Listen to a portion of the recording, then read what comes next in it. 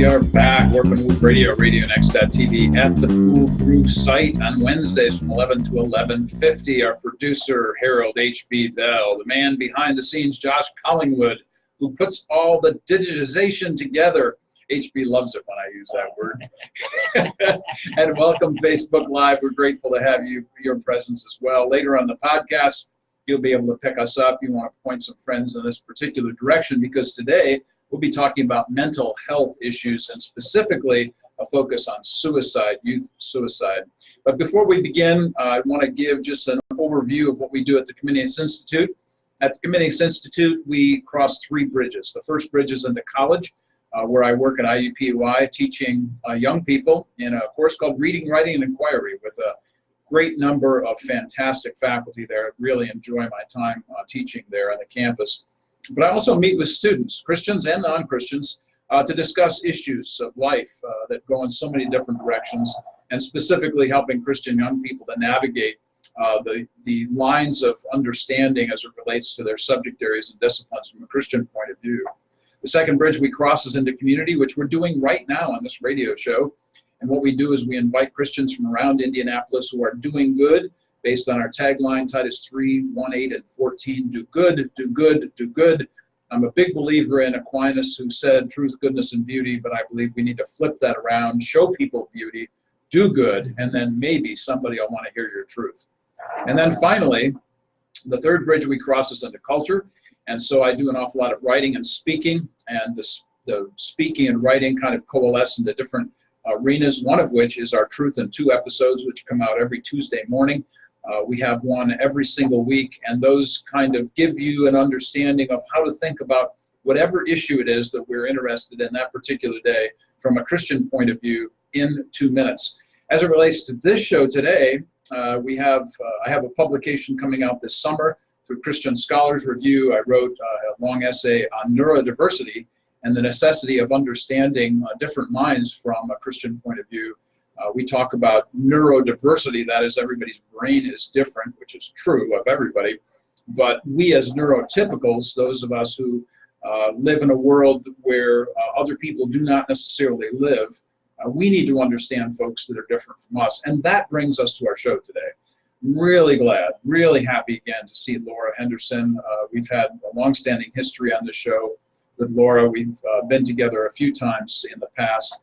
And thankful for the good work that she's now engaged with this particular group and the needs that they have with youth suicide. Laura, thanks so much for being with us today. Thank you, Dr. Echo, for inviting me. It's a subject near and dear to my heart. Yeah. Yes. We're always grateful to hear from people who have wise words to offer in these days that are very troubled in lots of different ways. So why don't we start by you giving us just a general overview of the work that you do and specifically perhaps the agency that you work with. Well, I am with NAMI, which is the National Alliance on Mental Illness, and it's the largest grassroots organization. And we have about 3,200 annual participants who volunteer or host different programs. We have many programs. The program I specifically oversee is Ending the Silence, and that's what we hope to do, is end the silence and let people know it's okay to talk about your mental health challenges. So, the issue of mental health challenges, let's just kind of pick up on that generally. In what arenas do you principally work? What are the general parameters or boundaries of the kinds of folks that you deal with? Well, we go into, for this particular program, Ending the Silence, we go into schools, community centers, and specifically work with youth, but it's another component we have for students as well. I'm sorry, not students, for families as well, and then also for teachers. So we have 3 different programs that we can offer on Ending the Silence, and it's helping them to recognize signs and symptoms of not only themselves, but maybe a friend, a peer, maybe it's something that's happening in your household and you're not for sure, because sometimes behaviors are learned behaviors, and it's something that's going on in your household, and you think that's okay, but that's not the way it's actually supposed to be. And then when you learn those signs and symptoms, you might say, hey, you know what? That's not appropriate. That's not the way behaviors are supposed to be. And let me talk to someone. So the whole goal is to get people to excuse me, not live in silence and say that it's fine. Realize that it's okay to talk. And the more you talk about it, the better it is. And that's one of the pieces in the program that I do. We look for students, or I'll say young adults, 18 to 34, that have experienced a mental health challenge, but are in a good place now. And they go in with an adult presenter and share with other students my struggles, my journeys, and how I got to where I am today.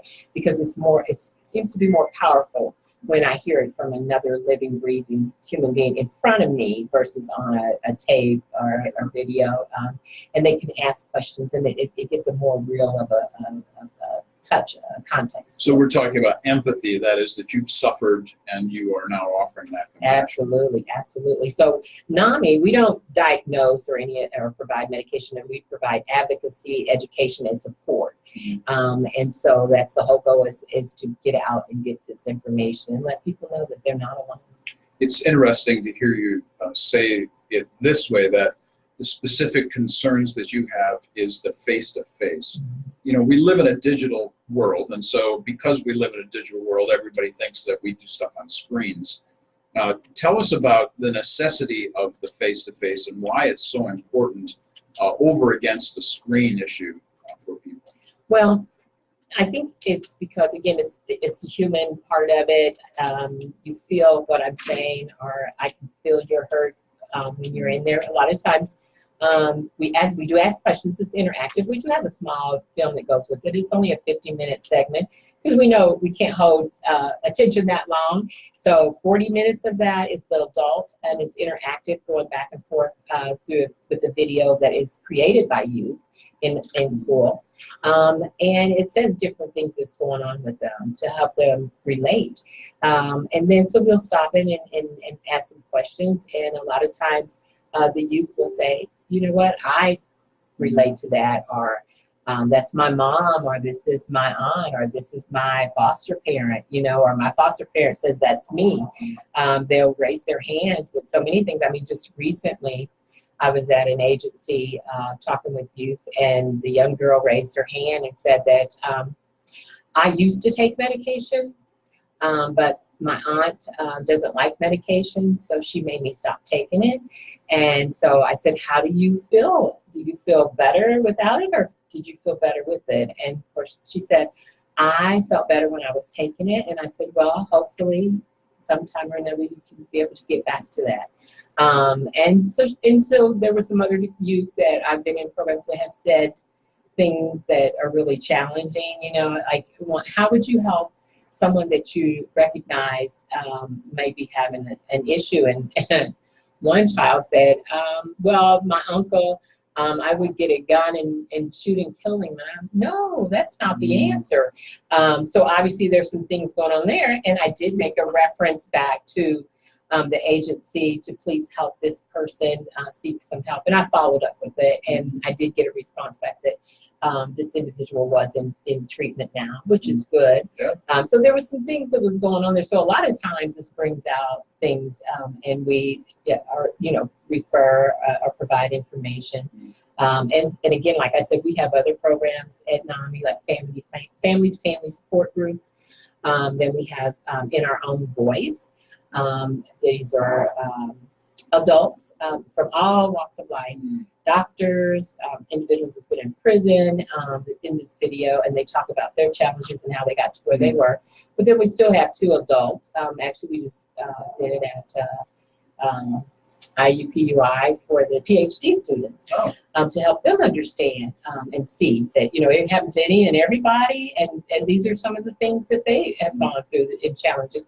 Because in this field, we have to learn to take care of ourselves as well. You know, we can't be given and not take care of ourselves. We have to take time out, and a lot of times people don't want to do that. I know in my early work life, I didn't want to be off.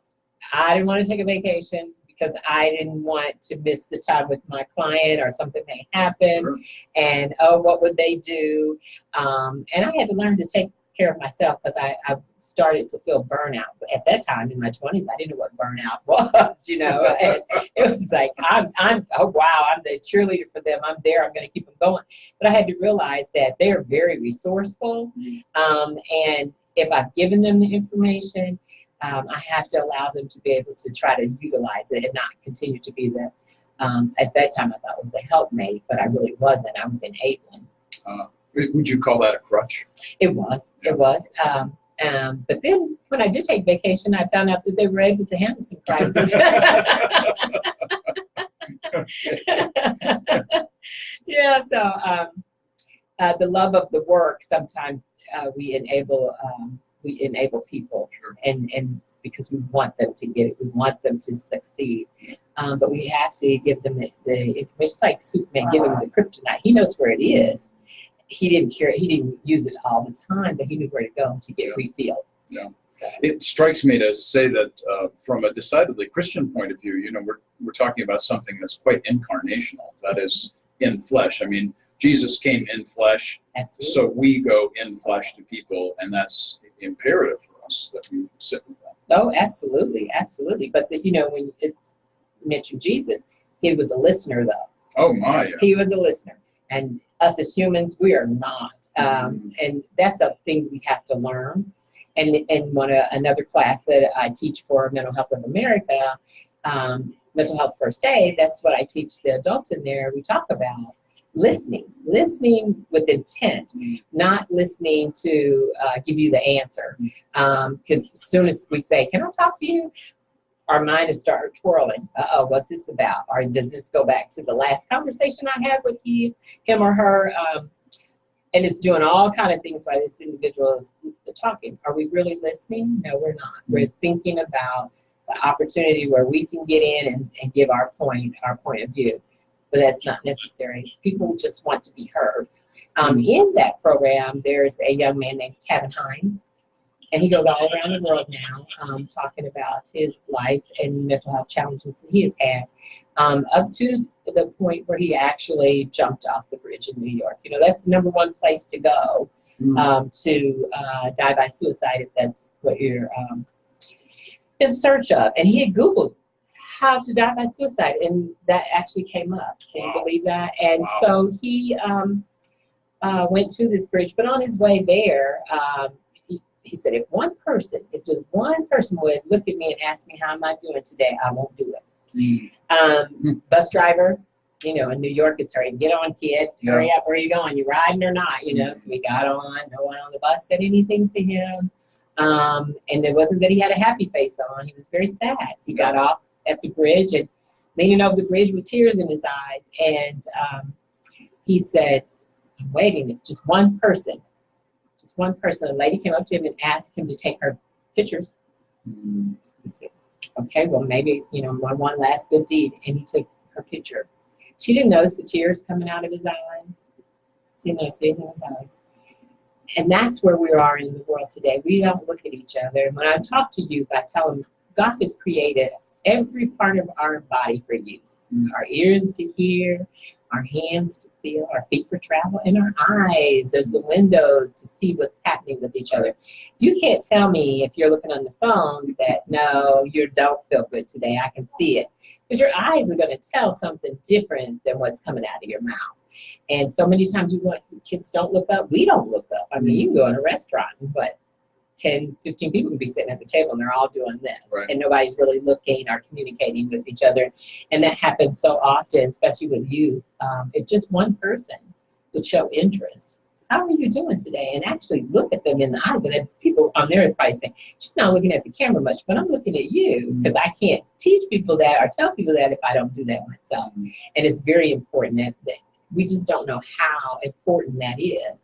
That we do that eye to eye. Right. Yeah. The eye contact is huge. It makes me think of, just a trivial smiling matter to one degree. There's a commercial out there at 4 guys sitting around on couches, and they're all texting. And they're all texting each other as to where they're going to go out to eat. It's like Jimmy John's or some dumb thing. And so they all decide, and then they all jump up at the same time. They are stinking sitting next to each other, and they're texting and not saying a word. Yeah, and this is the world we live in. I see it all the time with college students. I actually go around to tables with my students and talk with them personally about, hey, what's going on in your life? Happy to talk with you about whatever. And some of them are happy about that. Some of them would just as soon be walk away. Yeah, yeah. But nonetheless, to have somebody actually care about you, is a big deal. What an impact. I mean, you don't know, but somebody that you say that to is actually thinking, wow, he noticed me. I'm so glad he came over here. We may never know that. They may never share that because we don't know what's going on within someone, but there's someone that you have said, hi, how are you doing today? Really, you made an impact on them. Okay, well, I'm not going to do what I was thinking about doing today. I remember Justice Roberts, he was speaking to his son's junior high graduation or some such thing. And he was telling them, giving them wise little pearls of wisdom kind of thing.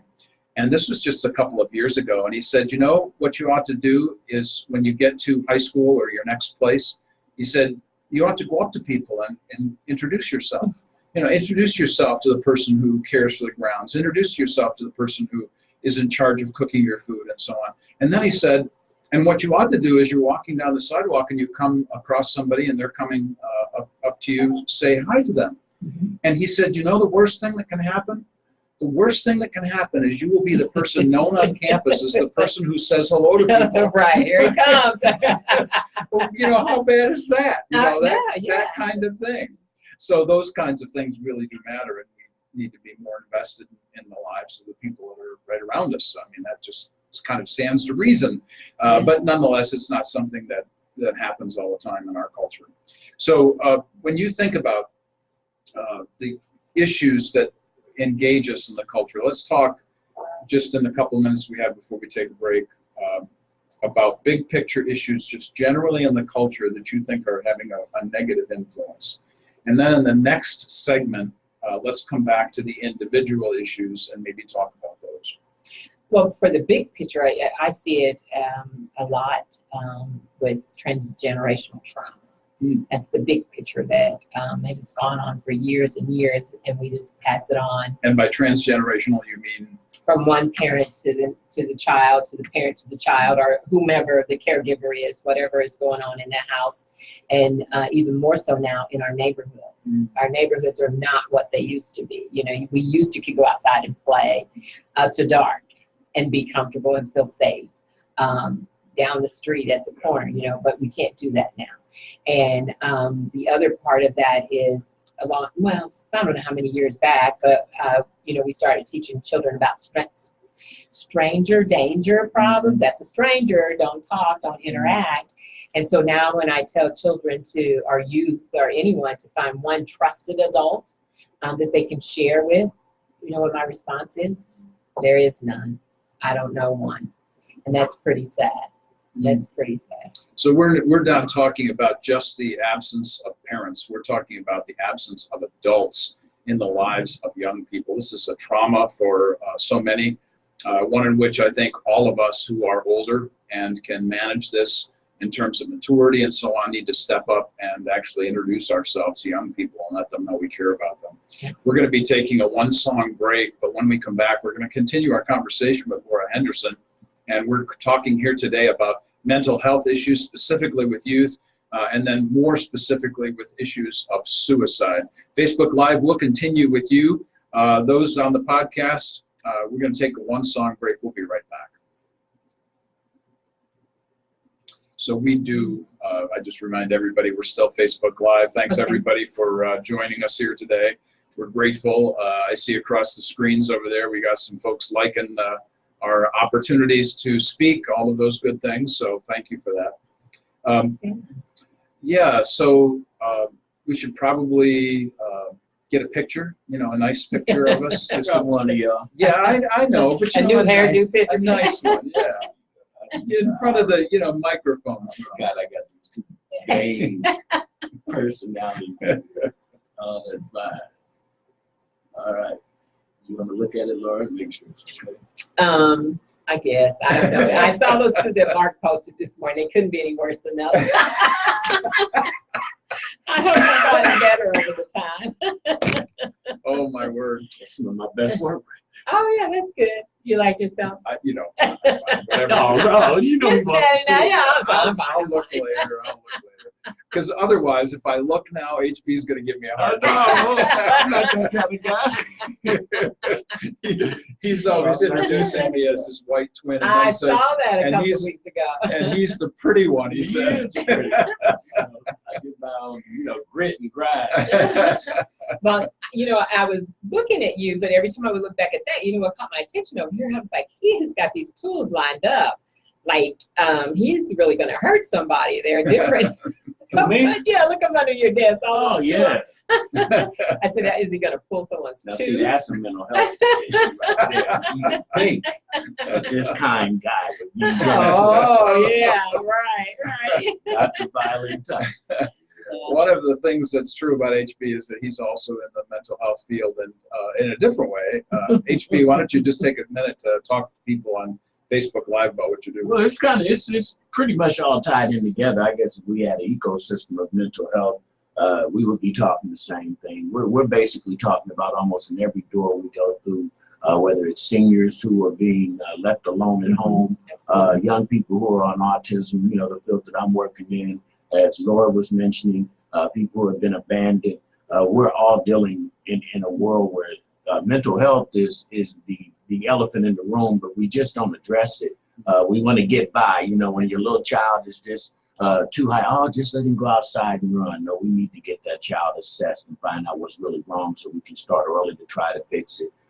Much like Laura says, when people are talking to you like they don't want to be around, be cognitive of the fact that these people might be yelling and screaming to you that I don't want to be here anymore. Mm-hmm. So, the more we know, the more we can help each other. So, I think, I'm very candid about it. I'm really, really trying to take this message into the urban and low income communities, people of color. The data just supports all day long that we're late getting diagnosed, which means we're late getting treated.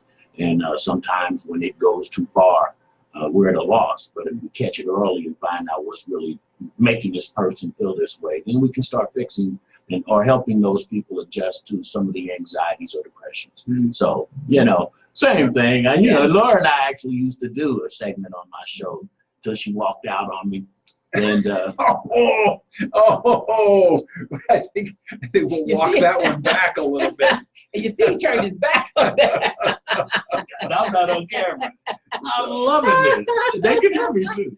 But no, seriously, we were addressing mental health. We've been on this ride for about the last 2 years now. Really just trying to seriously bring awareness about what we need to do to make this an open conversation, because everybody feels like, as she said, they feel like I'm the only one dealing. Yeah. And truth be told, everybody is dealing with something. Yeah. And their family member, somebody's family, is dealing with something. And so, we have to make it okay. Yes. To say, let's address these issues. It's one of the things that my son Tyler talks about on a regular basis. We have ongoing conversations, and he says to me, everybody to one degree or another is on the spectrum. Oh, absolutely. He mentions that, we all in some way or another struggle. Well, I just told you I work with about 20 different therapists, and we need therapists for the therapists. Absolutely. I mean, seriously, everybody who comes in there every day has got something else going on that is a mental health issue to them. Yeah.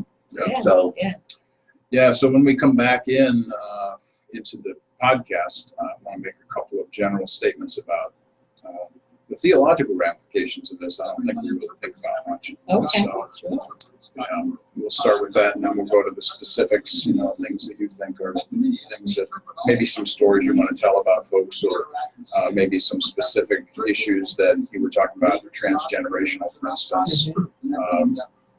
Can you peel that back a little bit further, that kind of thing? So, if you don't mind, I'll even go back, since this is Black History Month, African Americans. Go back to the slave ship. Yeah. And we are back, Warp and Woof Radio, RadioNext.tv at the Cool Groove site, coming to you on Wednesdays from 11 to 11:50. Glad to introduce you to folks around Indianapolis, Christians who are doing good. Titus 3, 1, 8, and 14. Do good, do good, do good. We're grateful again for Laura Henderson being with us here today. This alliance invested within the framework of mental health. Grateful for what they have to say and do here in the community and around the nation.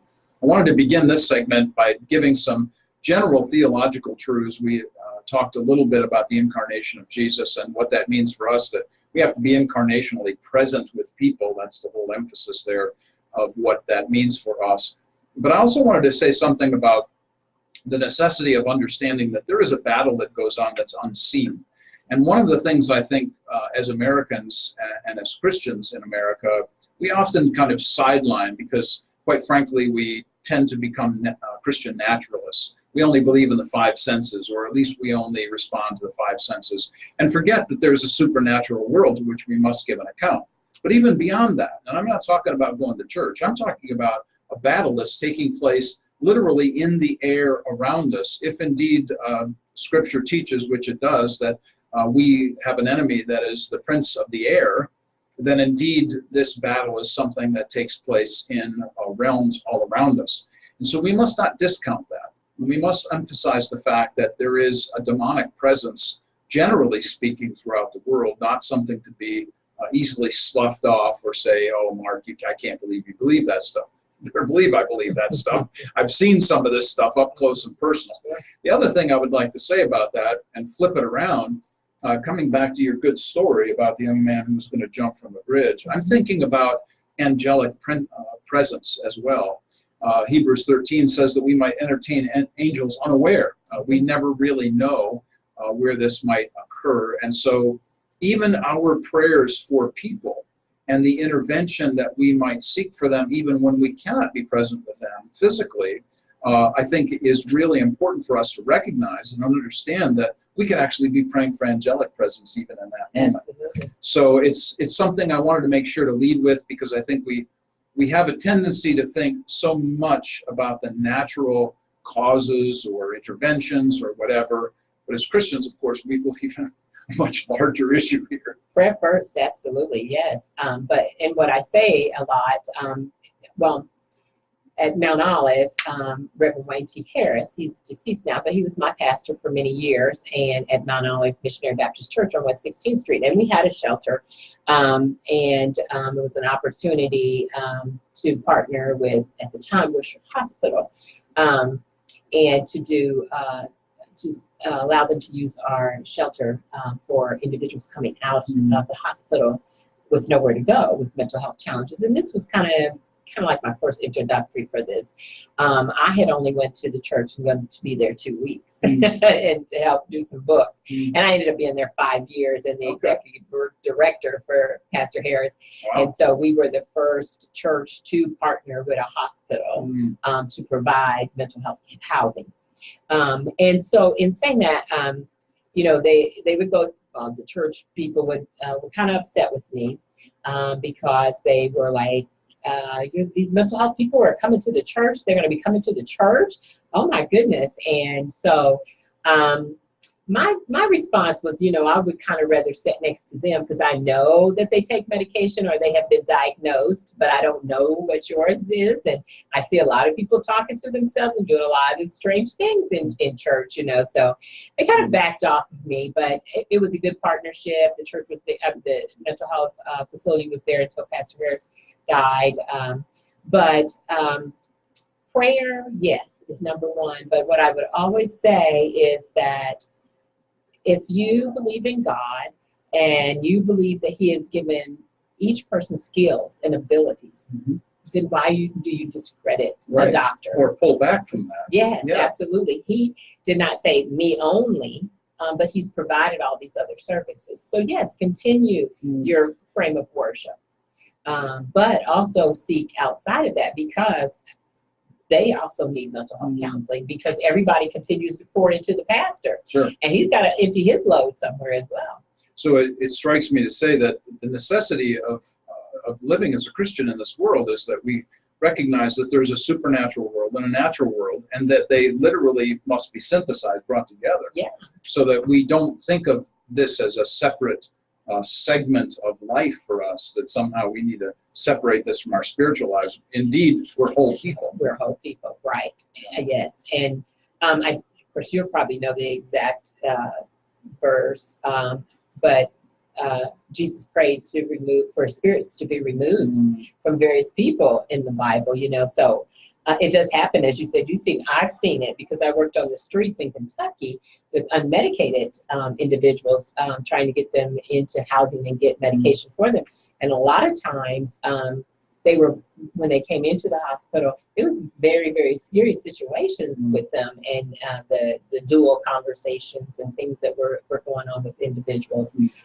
So you can understand sometimes why families say they can't come back here anymore until they get treatment or until they get help, because it's scary if you don't understand, if you don't know it. You know, so. Well, since we're talking about this, it makes me wonder, and be honest as you can be about this. How much of an inroad, let's use that word, how much of an inroad have you made with pastors and churches in this regard, just generally, perhaps in a spectrum of people that you engage with? Well, they're getting better, okay. But it's not where it should be. Now, I did do Ending the Silence out at Mount Calvary. I was very impressed with Dr. Williams out there. He did a whole month on mental health. Good for him. And he ended it with Ending the Silence. And there's other churches, I'm sure, that I'm not aware of because I don't know all of them. But the ones that I do know, I don't see that much of a connection with providing other services outside of the church, or maybe even having mental health within the church, someone that they can go to and provide resources. One of the things that's I struggle with is the lack of relevant 21st century application in the pulpit. And so it's great to exegete the scriptures, very important that we hear directly from what God's word has to say. But God's word, if it's not applicable and relevant, then what is it that we're preaching about? So the necessity of engaging these kinds of issues in application to what scripture teaches is huge to me. It is. It really is. And a lot of people in church are there not only for the Jesus or the God effect, but hoping that whatever is going on with me internally, it will be prayed out of me, or they're going to say a word that's going to help deliver that out of me. And then when it doesn't happen that way, then they stop coming. But they didn't take away the challenges that is affecting them. Right. I'm going to make this right to the camera, this statement to the camera, and for anybody that's listening later on the podcast, and that is the necessity of all churches. I don't care what churches we're talking about, conservative, liberal, black, white, I don't care. Every church needs to engage issues around them of whatever arenas need to be addressed. Absolutely. And in this particular case, we're talking about issues of mental health. We're concerned about people's lives. If we are preaching the gospel without being concerned about people's lives and the day-to-day stuff, in this case about suicide prevention, my word, then what are we doing here anyway? Absolutely. So let's peel back some of what we had talked about in the first segment. We had talked about a transgenerational issue, which means that it goes from generation to generation, from dad to son to daughter, and again on to the next generation. Yes. So help us a little bit understand the history of that, perhaps, and then give us some examples maybe along the way of what you've seen. Absolutely. Well, in my studies and research of it, especially for the African American community, in reading and thinking about it, and in various other teachings, I have learned that this transgenerational trauma goes well beyond the United States. It goes back to the slave ship. Can you imagine being drugged from your homeland, put in a ship, people talking, you don't understand what they're saying. You've not done anything wrong. You're bound. You might be 3 stack fold of people, men and women on top of each other in the bottom of a boat, and for however many days, feces, whatever, people die. All of this trauma. Then you're brought to this United States. You're told, this is who you are. This is not who you are anymore. You don't have that name. This is who you are. And you're beaten until you succumb to that. And then you decide, okay, this is who I am. I got my new family now because I don't know what happened to my family over there. And then all of a sudden comes Sunday when they sell the black men or the black families or the black individuals. And, well, this is a good looking black man. I think I'll sell him. And so you're stripped away from that family, that new family. Trauma again, trauma for that family. The mother, her children are sold to other people, other slave owners. So it has been constant and constant and constant. But has anyone during all of this transition time talked to people about it? Obviously, most of those, if not all of those individuals are deceased now. So going back to, as far as you can go back and talk to people about it, and start unraveling what happened. What did you feel like? And that's one thing with the young people. If we could get them to try to get more information from the older people, then they can kind of understand where they're at today. Now, for me and my family personally, my mother's brother was hung in Marion, Indiana, on a tree in 1930.